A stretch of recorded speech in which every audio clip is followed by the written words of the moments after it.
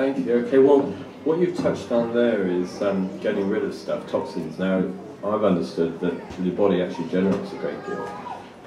But today, and I think Dr. Gerson mentioned this, that there will come a point where we've reached a tipping point where there will be so many toxins within the environment that actually you wouldn't be able to heal. Yeah. So, which alarms me greatly, especially when we look at our next generation. So, what I'd like to ask you first of all is to say something about those at the government level. This is really yes, Minister. I was in one meeting. These are all the top people. So and with my accent, this is a bit weird. I was one of the few Australians in the room. Okay, as experts. I was holding our own. Let me tell you. And there were people from the States, and they were all world-leading experts. It was this think tank. And I said, well, what am I doing here? Because I'm not a I'm not a clinician or a health practitioner.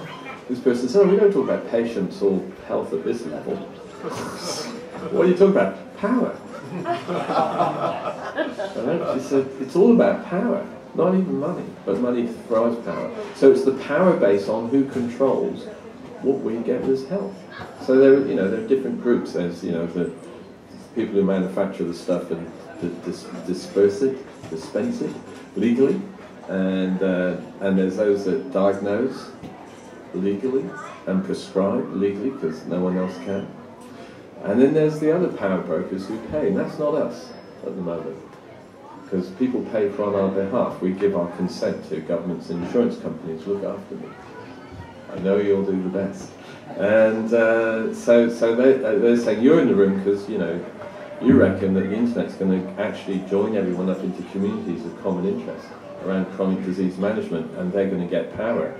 Are they friend or foe? Right? And I didn't know at the time how they'd take them. But I worked it all out. That's what I do in my weird job. And I said they're friend to you, the people who pay, not the other two. And they said, why? And I said, what works? It's cheaper.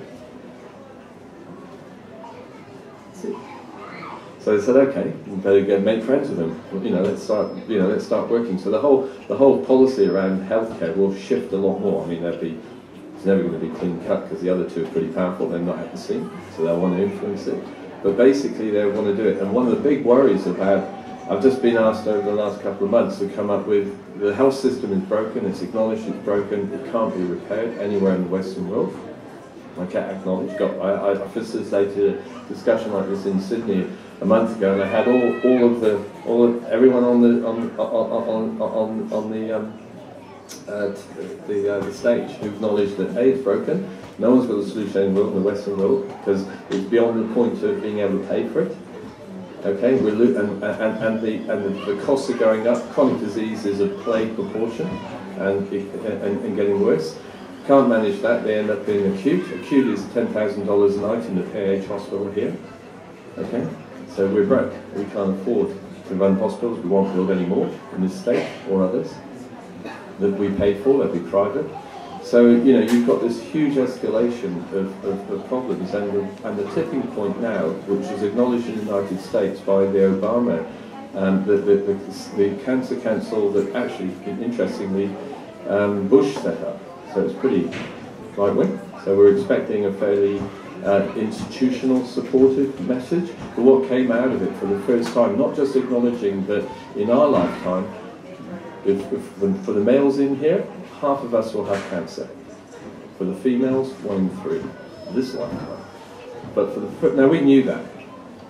What was acknowledged for the first time was what was the cause of that, apart from the causes that were here pre-chemical days. What were the new causes? And of course, it was detailed. How many? I'll leave it to you. Well, what they said is that there's 80,000 chemicals that have been approved that aren't proven to be safe for the public. And what that report documented was that the burden was placed on the public to prove how unsafe they were. So the manufacturers didn't have any legal responsibility to actually prove the safety. They'll do tests, but that doesn't prove safety on humans. Worse than that, if you wanted to take those people to task or make them do the proof, you'd have to have sufficient evidence yourself that that particular chemical, not the synergistic blend of chemicals, but that particular one chemical had caused the effects or that particular cancer. So they've got it sewn up so that there's no way forward for any sort of risk assessment for human health. What's quite worrying is that we're giving a lot of money to things like the Cancer Council and to pharmaceuticals and to universities to develop drugs without addressing the cause. Now, what's happening because they've been unsuccessful, they think, well, we'll just do genetic medicine. And what does that mean? Our genes are our heritage. We should be looking after them. What the genes are, I describe the cell like a company where you've got the directors. The directors are the genes. They will get messages from the manager and from the floorman.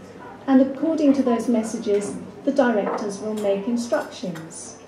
What genetic medicine does is there's a phrase called it targets the targets. So basically, it stops the individuals, the managers, from telling the directors what's going on. Well, what's going to be the consequence of that? Okay, we don't know. Will it be even more catastrophe? Problem with toxins is they will get into the cell, and this is the field of epigenetics, so all these myriad of toxins, and they make the managers give signals to the DNA or to the directors, which can transform their activity. So you may get some genes which get permanently switched on and some genes which get permanently switched off. I don't see that our situation is going to improve unless we address the cause. And it's got to be a collective, it's got to be mass adoption by saying, we're not going to buy that. You know, we're just looking at, even not with cancer, with infertility. You know, the females, there's so many estrogenic or chemicals that have estrogenic capacity or will interfere with how we process our estrogen, that it's leading to not just the breast cancers but infertility, because we're not getting the ebb and flow of the normal hormones. So it puts a person into permanent estrogen dominance, which means they don't ovulate, and so they can't get pregnant. Most of my patients who come with fertility problems, if there's nothing functionally wrong, I can get them pregnant within 6, not personally. If we get the liver handling the estrogens properly by taking the burden off the liver, and I will use herbs, generally they can get pregnant within 6 months. Okay?